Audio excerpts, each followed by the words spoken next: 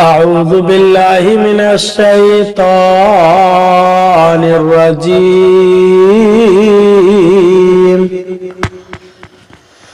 بسم الله الرحمن الرحيم.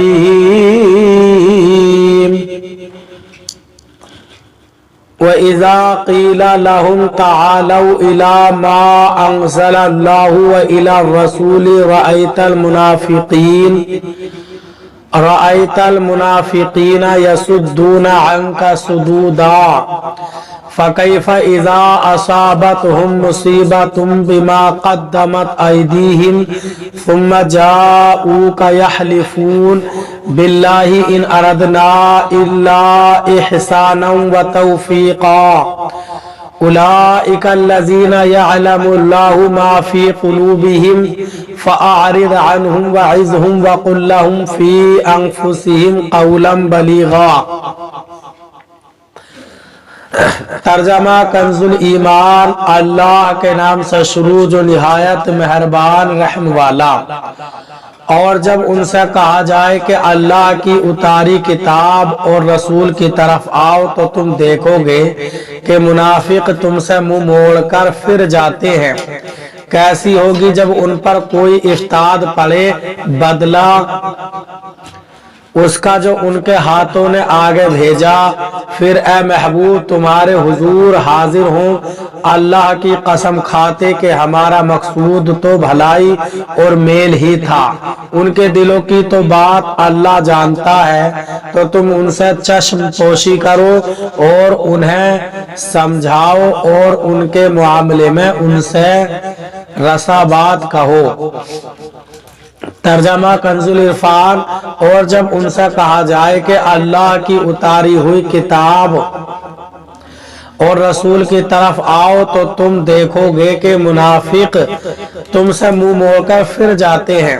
تو کیسی حالت ہوگی جب ان پر ان کے اپنے اعمال کی وجہ سے کوئی مصیبت آ پڑے. پھر اے حبیب قسمیں کھاتے ہوئے تمہارے حضور حاضر ہوتے ہیں کہ ہمارا مقصد تو صرف بھلائی اور اتفاق کرنا تھا. ان کے دلوں کی بات تو اللہ جانتا ہے پس تم ان سے چشم پوشی کرتے رہو اور انہیں سمجھاتے رہو اور ان کے بارے میں ان سے پر اثر کلام کرتے رہو. فَكَيْفَ إِذَا أَصَابَتْهُمْ مُصِيبَةٌ بِمَا قَدَّمَتْ أَيْدِيهِمْ تو کیسی ہوگی جب ان پر ان کے اپنے اعمال کی وجہ سے کوئی مصیبت آ پڑے.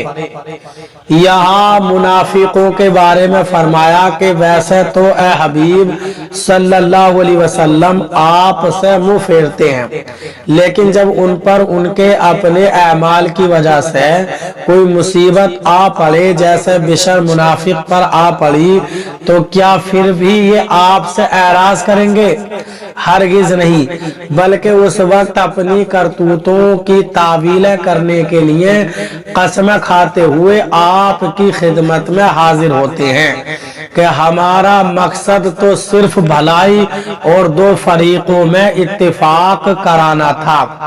اس لیے ہمارا آدمی یہودیوں کے پاس فیصلے کے لیے جانے لگا تھا.